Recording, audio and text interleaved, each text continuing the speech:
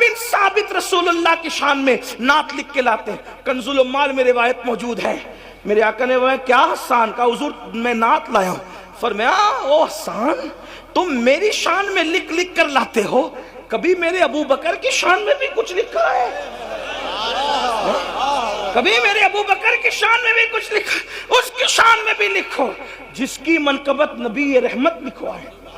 آپ اندازہ کریں, جس کی منقبت سید الکونین لکھوائے, سید العالمین لکھوائے, پوری دنیا جس کی شان بیان کرے, وہ شان والا نبی حسان کو کہے کہ حسان میرے ابو بکر کی شان لکھ.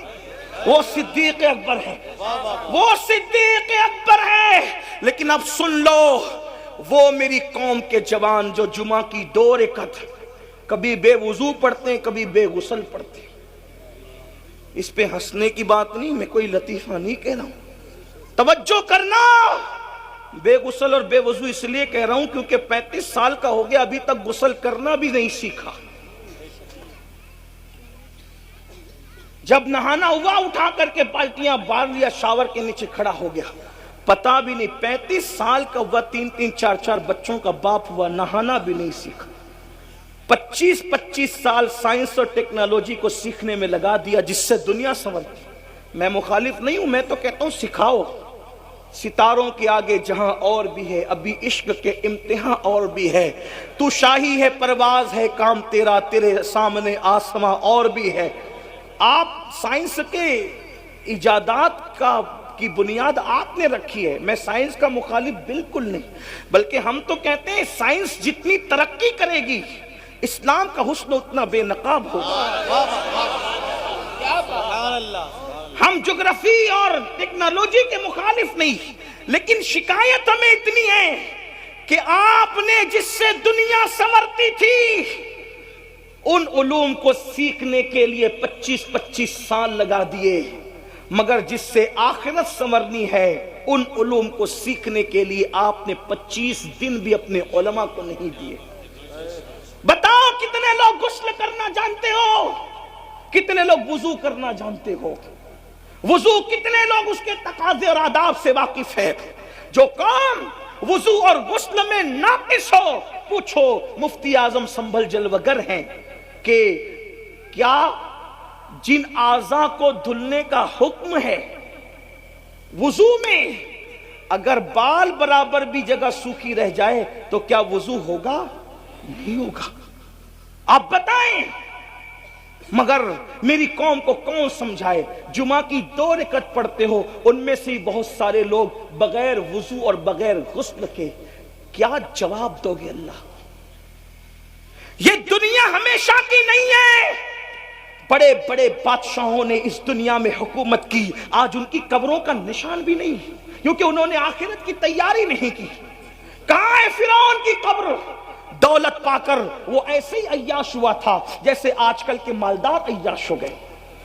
دولت پا کر وہ اللہ کو ایسے ہی بھول گیا تھا جیسے آج کل کے مالدار اللہ کو بھول گئے. بلکہ ایک بات کہوں گا, پتہ نہیں کہاں تک صحیح لکھی ہے سیرت نگاروں نے, فرعون دن بھر لوگوں کو بے وقوف بناتا تھا اور رات میں اللہ کی بارگاہ میں روتا تھا, کہتا ہے مولا خدا تو ہی ہے, میں لوگوں کو دھوکہ دے رہا ہوں. آپ اندازہ کریں, آپ اندازہ. اسی لیے قدرت نے اس کو اتنے دن مہلت دی, اتنے دن اس کو مہلت ملی. میں کہتا ہوں فرعون رو رہا ہے راتوں کو, فرعون رو رہا ہے. اے کلمہ پڑھنے والے, کیا کبھی تو نے اپنے گناہوں کو یاد کر کے بھی آنسو بہائے؟ آپ مجھے بتاؤ تو صحیح, کہاں ہو, کس دنیا میں ہو؟ یاد رکھنا یہ دنیا میں ہمیشہ نہیں رہو گے. کیا کرونا کی مہاماری اور کرونا کی قیامت صغریٰ میں تم نے بڑے بڑے طاقتور پہلوانوں کو, نوجوانوں کو موت کے گھاٹ اترتے نہیں دیکھا؟ اور تم نے نہیں سیکھا کہ دنیا میں کوئی اپنا نہیں ہے, یہ دنیا مکار ہے, مکار. یہ دنیا فریبی ہے، فریبی۔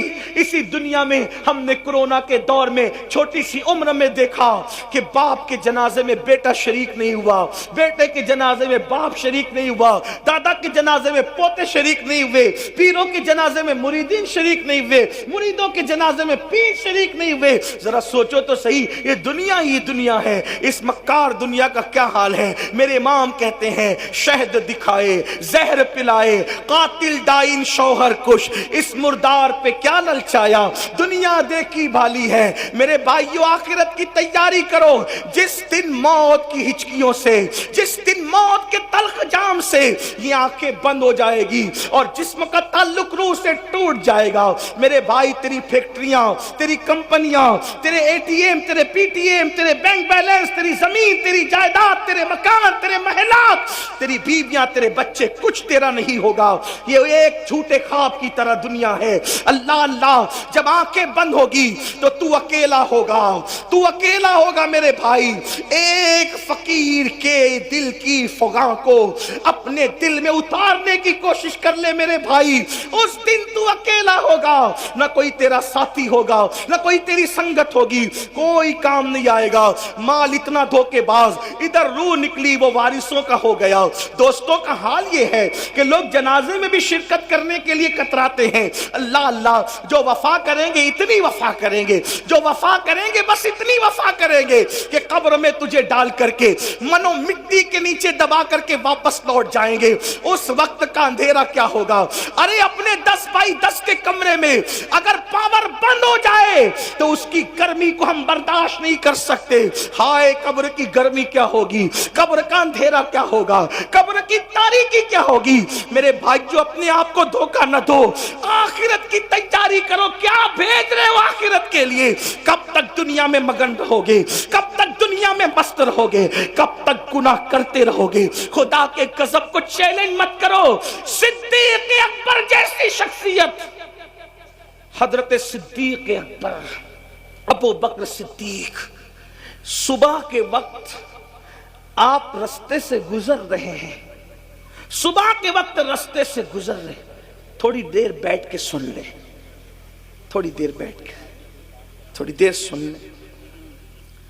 میں نظر لینے سے کسی گھمنڈ کی وجہ سے انکار نہیں کر رہا ہوں۔ ہمارے آقا کا فرمان ہے کوئی ہدیہ دے تو لو، جو انکار کرے گا ایک دن اس پر ایسا آئے گا کہ مانگے گا بھی تو لوگ نہیں دیں گے۔ میں انکار نہیں کر رہا ہوں، لیکن اتنا ضرور کہہ رہا ہوں، آپ کا سب سے بڑا نذرانہ میرے لیے یہ ہے کہ جو بات میں کر رہا ہوں آپ اس کو غور سے سن لو، اس نیت کے ساتھ کہ عمل کرو گے۔ اس سے بڑا کوئی نذرانہ میرے لیے آپ کی طرف سے نہیں ہے۔ یہ جو ہے وہ یہ بھی ختم ہونے والا، یہ بھی دوسروں کے لیے ہے۔ یہ جو تم سن کے عمل کرو گے، اور میں کہہ رہا ہوں اگر یہ اللہ کو پسند آ گیا تو یہی آخرت میں نجات کا سبب ہے۔ توجہ کرو، دھیان دو، دھیان دو۔ اور آپ سے کہتا ہوں جس کے دل میں اس وقت میرے لیے نیت ہے کہ میں وہ مجھے نذرانہ پیش کرنا چاہتا ہے، اگر چاہتا ہے نذرانہ پیش کرنا، تو جتنی رقم آپ مجھے دینا چاہتے ہیں اس مجمع میں، اتنی رقم کو آپ سنبھال کے لے جائیں، اور کل صبح اپنی مسجد کے امام کو وہ میری طرف سے نظر پیش کر دیں۔ ٹھیک ہے؟ اب کوئی ادھر نہیں آئے گا، صرف لوگ غور سے سنیں گے۔ بولو کرو گے کہ نہیں کرو گے؟ ہاں، لیکن یہاں اس لیے کرو گے کہ یہاں سب مجمع دیکھ رہا ہے، وہاں اس لیے نہیں کرو گے کہ کوئی دیکھ ہی نہیں رہا ہے۔ درود شریف ایک بار بلند آواز سے پڑھیں، سب اپنی جگہ بیٹھ کر کے گفتگو سنیں۔ رب ایک بار درود شریف پڑھ لیں، رب صلی وسلم دائما ابدا علی حبیبک خیر الخلق کلہم۔ عرض کر رہا تھا صدیق اکبر رضی اللہ تبارک و تعالی صبح کے وقت ایک راستے سے تشریف لے جا رہے، دیکھا کچھ چڑیا ہے، چڑیا، وہ چڑیا چہچہا رہی ہے۔ صبح کے وقت چڑیا چہچہاتی ہے تو کتنا اچھا لگتا ہے نا، چڑیا چہچہا رہی ہے۔ اور صدیق اکبر ان چڑیوں کو چہچہاتا دیکھ کر رونے لگے، آپ کی آنکھوں میں آنسو آ گئے، چڑیوں کی چہک کو دیکھ کر رونے لگے۔ کسی نے کہا امیر المومنین کیوں رو رہے ہیں؟ تو فرماتے ہیں چڑیا کتنی خوش نصیب ہے، یہ چڑیا کتنی خوش نصیب ہے۔ ابو بکر اس لیے رو رہا ہوں کہا حضور آپ سے بڑھ کر کون خوش نصیب ہو سکتا ہے، آپ چڑیا کو خوش نصیب کہہ رہے ہیں؟ تو اب فکر سنو، صدیق اکبر کہتے ہیں قیامت کے دن یہ چڑیا مٹی ہو جائے گی، اللہ اس سے حساب نہیں لے گا، لیکن اللہ ابو بکر سے حساب لے گا۔ تو اللہ ابو بکر کو کیا جواب، اللہ پاک کی بارگاہ میں ابو بکر کیا جواب دے گا؟ اللہ جب ابو بکر سے حساب لے گا تو ابو بکر کیا جواب دے گا اپنے اللہ کو؟ یہ سوچ کر کے رو رہا ہوں، مجھے